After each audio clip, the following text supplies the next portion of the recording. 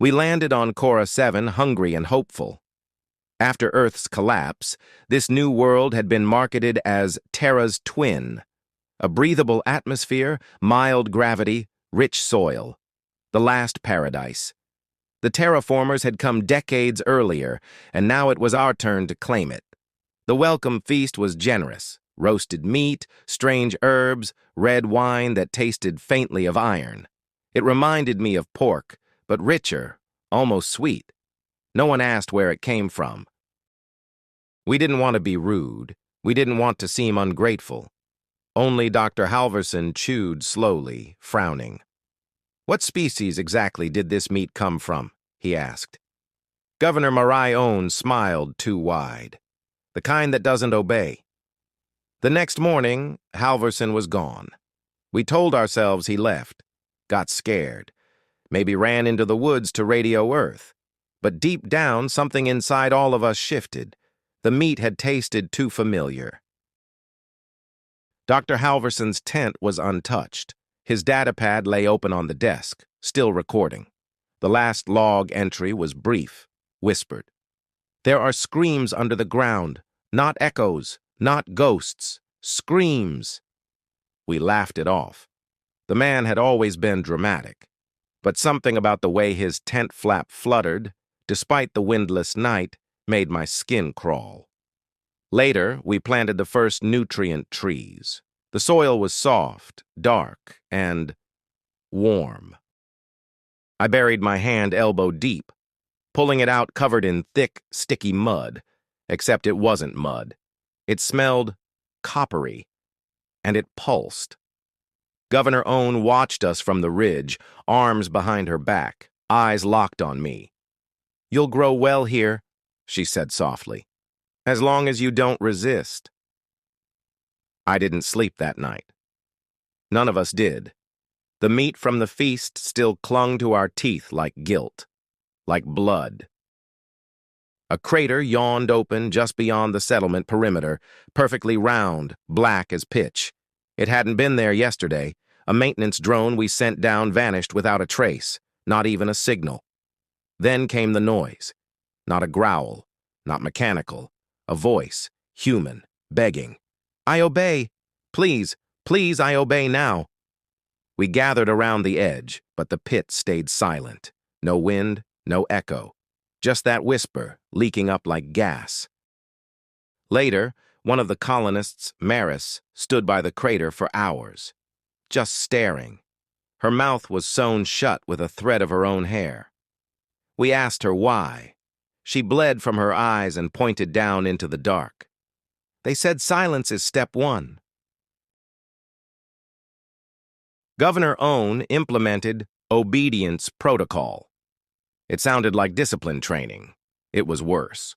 Every morning we were assigned a command: dig, kneel, eat, burn. You had to follow it to the letter, or the alarms would start. Piercing. Endless tones that drilled into your spine. One man, Anton, refused to burn a tree. He said it was alive. Said it screamed when fire touched bark. That night, his body was left in the cafeteria, opened clean down the center like a butchered hog, stuffed with seedlings. They grew fast in his flesh. In the morning, the tree he'd refused to burn had bloomed. Bright red flowers, petals shaped like tongues. They licked the wind.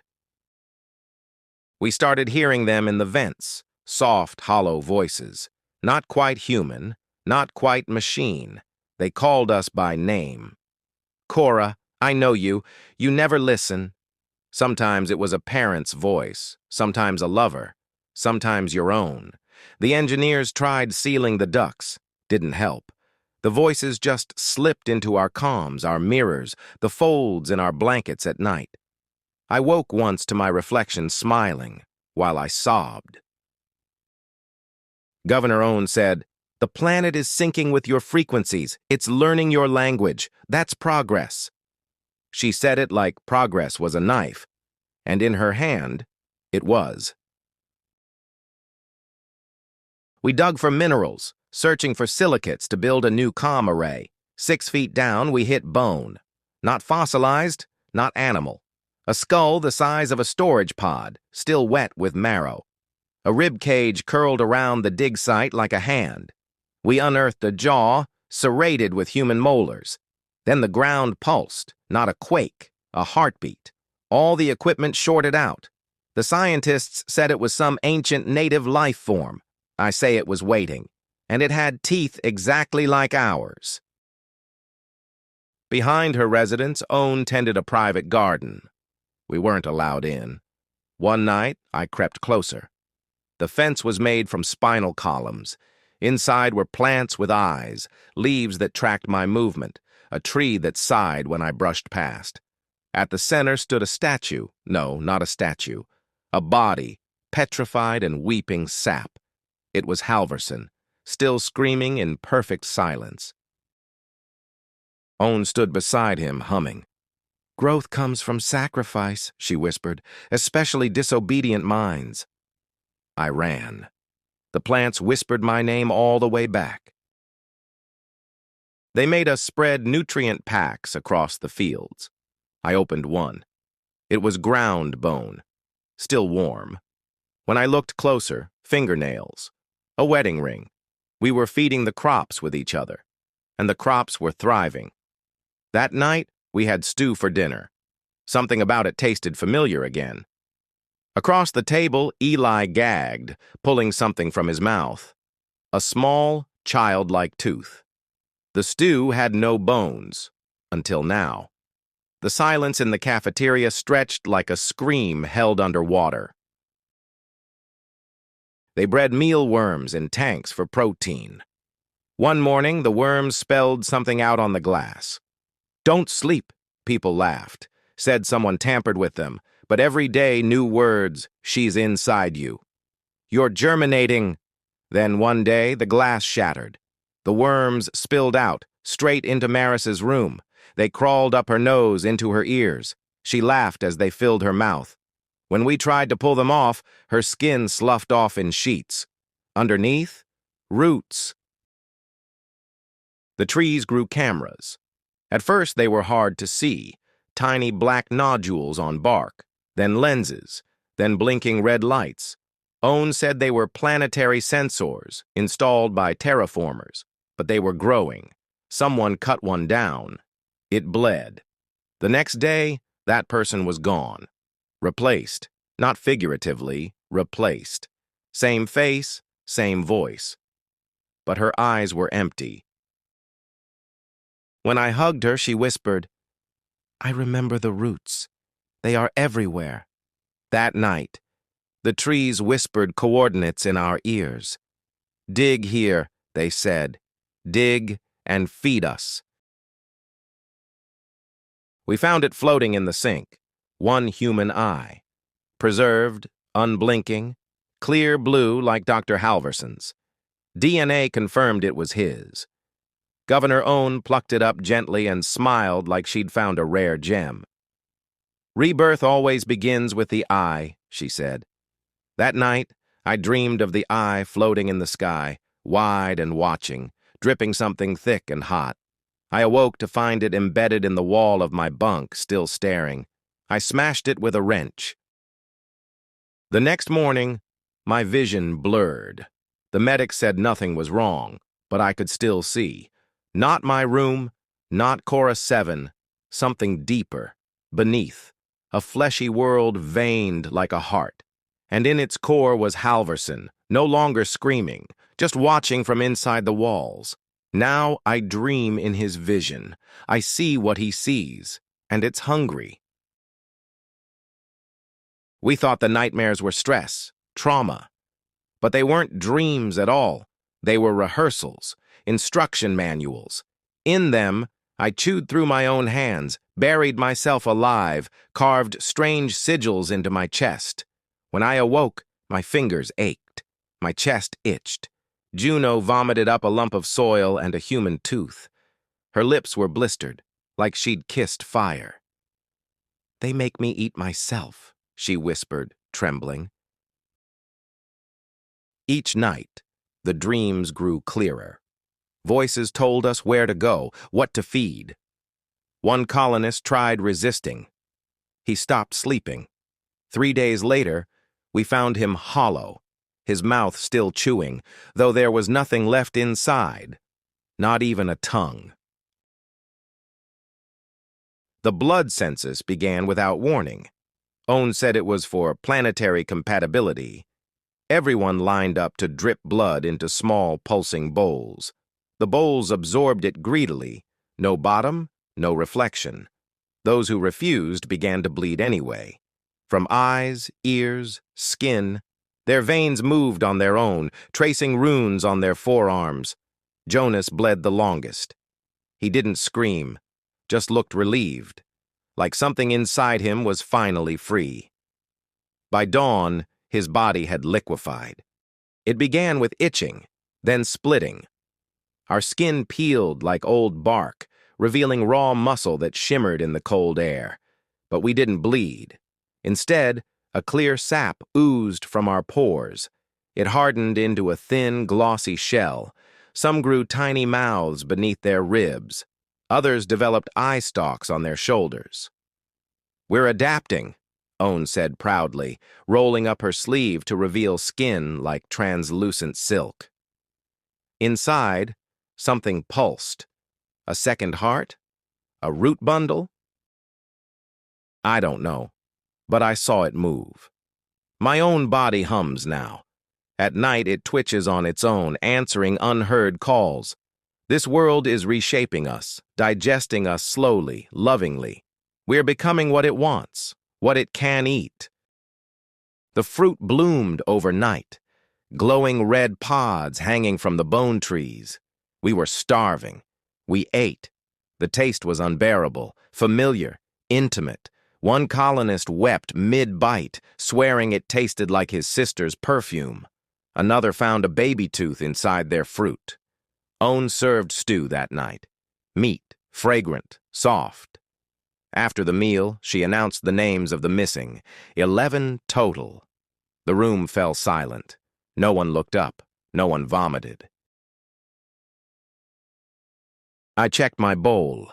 Inside was a molar with a silver filling. I hadn't seen dental work in years. The trees bloomed again the next morning, smiling red. They knew we'd come hungry. The obedient changed slower. Their flesh remained whole, dreams less violent, screams shorter.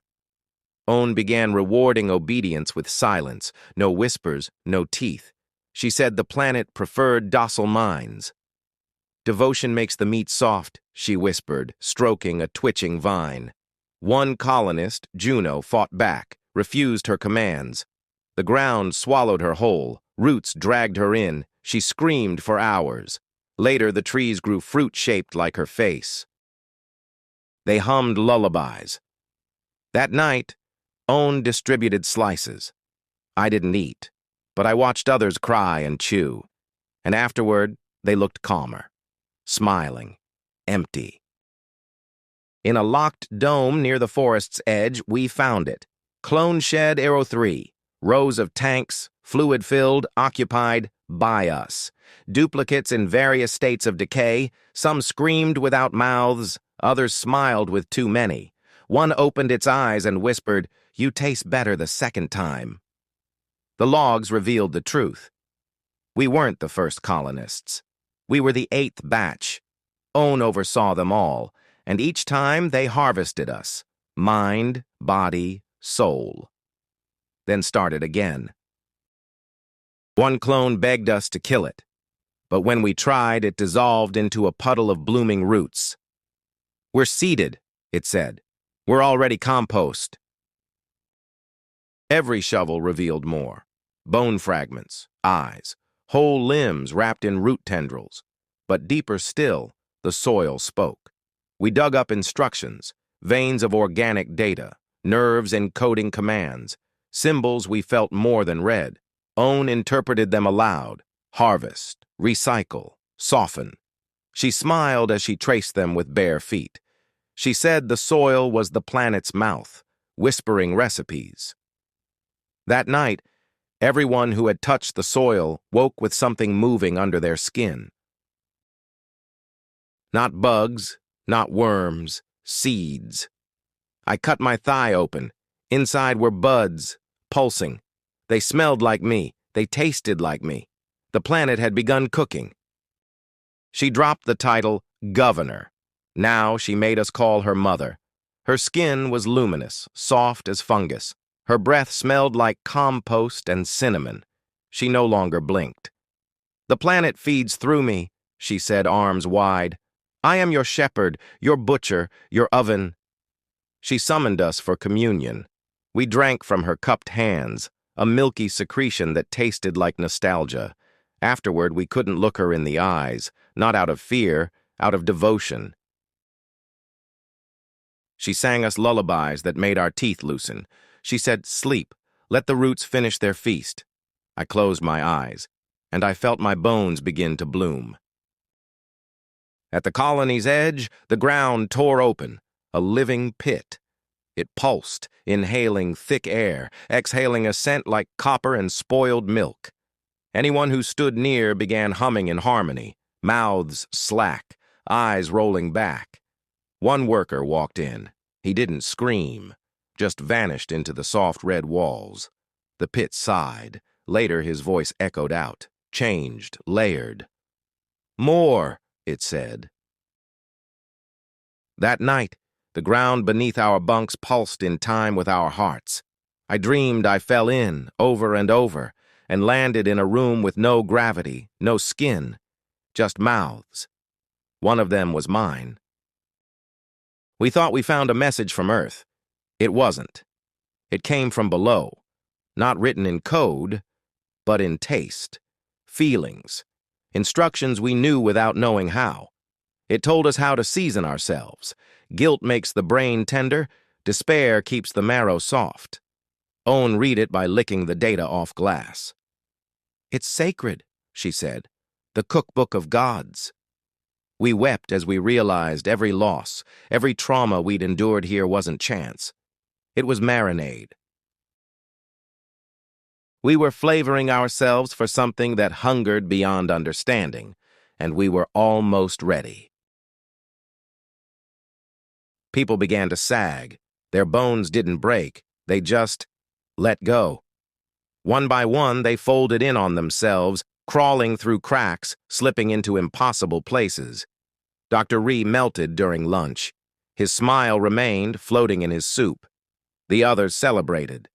"Freedom from the cage of form," Owen announced.